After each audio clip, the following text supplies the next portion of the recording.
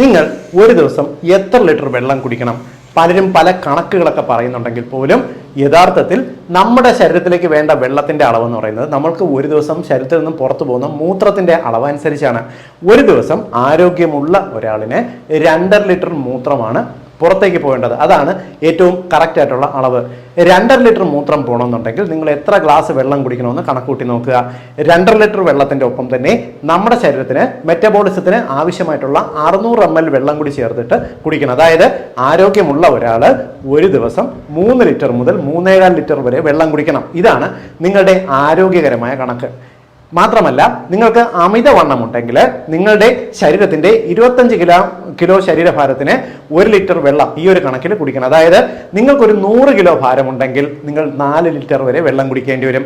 കാരണം വെള്ളം കുടിക്കുന്നത് നിങ്ങളുടെ ശരീരത്തിന്റെ മെറ്റബോളിസത്തിന് വളരെ പ്രധാനപ്പെട്ടതാണ്. എല്ലാ സുഹൃത്തുക്കൾക്കും ഒന്ന് ഷെയർ ചെയ്തോളൂ.